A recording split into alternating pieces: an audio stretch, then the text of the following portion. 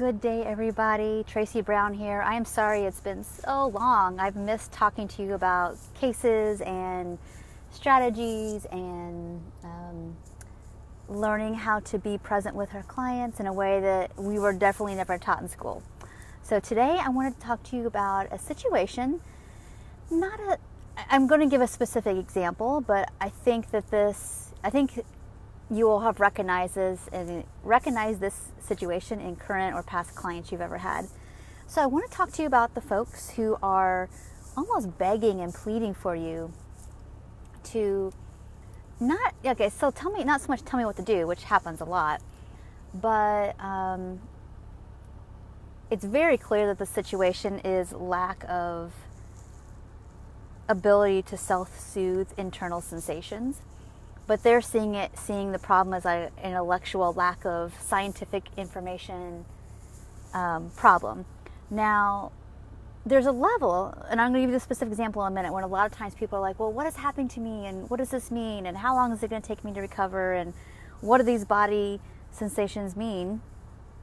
Because you can tell that there's this assumption that something's wrong versus you're just feeling a lot. And when I say just, like some people, depending on their attachment situation and depending on any kind of early possible ruptures with,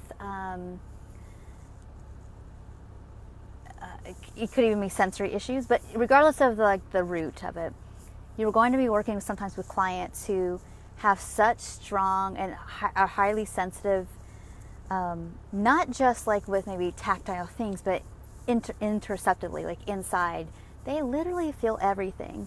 These are going to be the people who feel like when their body is like holding more water and putting on more glycogen after a period of restriction or maybe after a binge.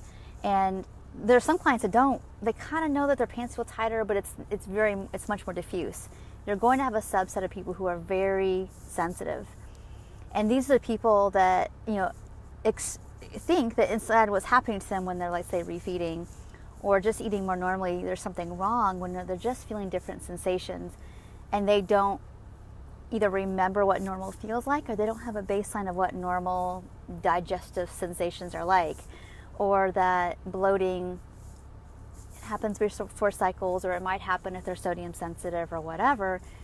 And a lot of times you're not going to be able to do typical decoding right off the bat. And so the example I'm going to give right now is I have a client who has worked with different dietitians and therapists in the past and has kind of felt disregarded around when the client was saying, I feel fat. Now I teach clinicians to learn how to decode these things. And the people she had work with, sounded like they were doing really good work. It's just the client, the level of angst of like the internal sensations wasn't really being saying, yeah, you feel a lot, huh? There's you feel every little thing.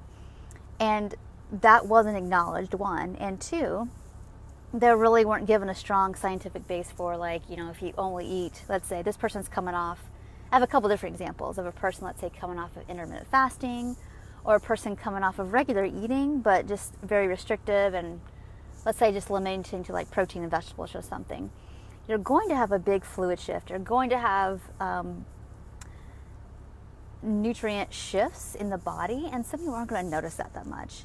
Digestively, some people are not going to notice like, oh yeah, like some days I'm more bloated, some days I'm not, and it's not going to be, while somewhat distressing, they can make some meaning of that. Some clients that are so disembodied that when they feel things that are a lot different, they're just feeling more, it's perceived as a threat. So it's going to really behoove you to take the time to have them really explain their sensations, really explain like their past eating and how it shifted or what they're currently doing, and actually provide some nutrition or scientific base for like what could be happening, but that it's normal and how much they're actually noticing these things happen, and to normalize it and to help it actually have a timeline and to make it safe. And that was the missing link for a couple of these different clients that I had worked with recently. They came to me and both very sensitive strategies of how they kind of relate to themselves in the world.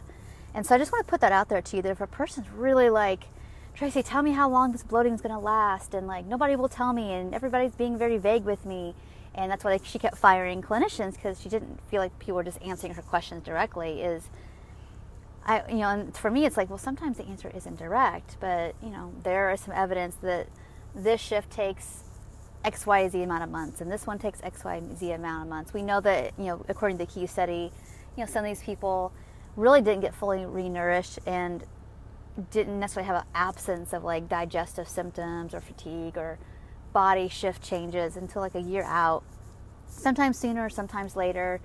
And she didn't love those answers, but it was really helpful to hear like, okay, there's some sense made to this, and now how that she could let go of the cognitive screaming and obsessing, and really kind of like drop into her system of, yeah, I do feel a lot, and this makes more sense to me, and I don't like it, but I'm willing to like be more gentle and more patient and reframe and like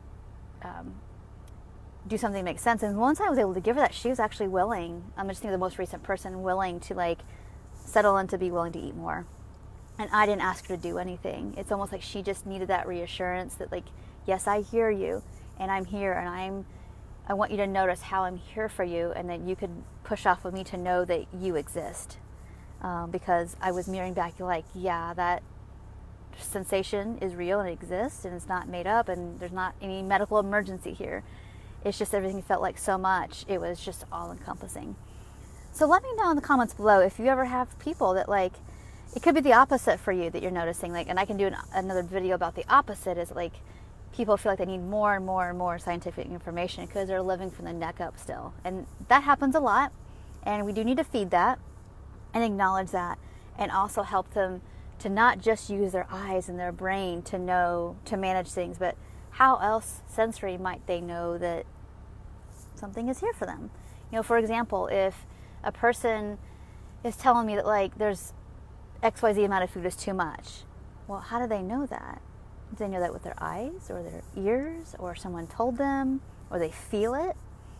And you want to get where they're like orienting to, because if they're over orienting towards like reading information, let's say, and gathering data, that tells me that they're probably they're under in some way somewhere else, some other sensory place, or some other kind of wisdom, whether it's physical, emotional, inner ear, whatever's going on, to help them have some social connection.